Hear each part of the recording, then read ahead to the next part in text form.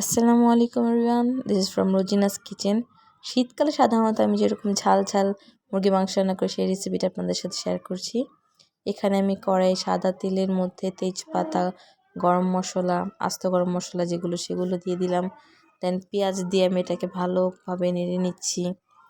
তারপর এখানে আমি আদা রসুন বাটা দিয়ে দিলাম পরিমাণ মতো, যেরকম যে আদা রসুন বাটা খেতে পছন্দ করে।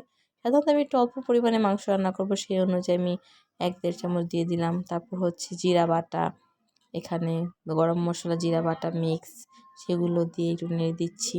তারপর হলুদ গুঁড়া, তারপরে পরিমাণ মতো যতটুকু আপনাদের দরকার, স্বাদ মতো লবণ। তারপর আপনারা যে যেরকম ঝাল খেতে পছন্দ করেন, সাধারণত একটু শীতকাল, তারপর অনেকে ঠান্ডার প্রবলেম থাকে, তাই আমি একটু ঝাল ঝাল করেছিলাম। আমার মেয়ে অসুস্থ, ও বলছে ঝাল ঝাল খাবে, ভাবলাম এই রেসিপিটা করে দিয়ে অনেক ভালো লাগবে। এখানে আমার ওই যে গরম মশলা একটা আমি ফাঁকে ব্যবহার করি, স্টার এনিস, তারপর জিরা, শাহি জিরা, বড় এলাচ, সেই সবগুলো গুঁড়া করে সেই মশলাটা ব্যবহার করে নিয়েছি।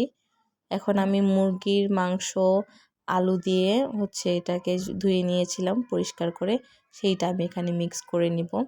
সাধারণত মাংস তরকারি যতটুকু কষাবেন, যত সুন্দর করে কষাবেন, ততই স্বাদ ততই মজা। তাই এটাকে ভালোভাবে কষিয়ে নিতে হবে, আর কষানোর উপরে মাংসর টেস্ট অনেক বেশি নির্ধারণ করে। সেখানে আমি অনেক সুন্দর করে নেড়ে চেড়ে দিলাম। সেটাও এখন দেখবেন যে একটু পরে একটু পানি উপরে উঠতে শুরু করে, উপরে ভেসে পানি উঠে শুরু করে। দেখুন তেলগুলো কীরকম উপরে উঠে এসেছে। তারপর যখন বলক আসবে, সিদ্ধ হবে, তখন ভালোভাবে এটাকে নেড়ে চেড়ে নিতে হবে। যে যতটুকু সিদ্ধ খাবেন, যে যতটুকু পরিমাণে ঝোল রাখতে চান, সেটা টোটালি আপনাদের বিষয়।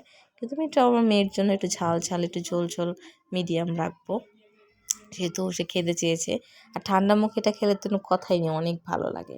খুবই সহজে অল্প সময়ে আমার তরকারিটা রান্না হয়ে গেল, আর অনেক অনেক দারুণ লেগেছিল খেতে। আশা করি আপনাদের ভালো লেগেছে।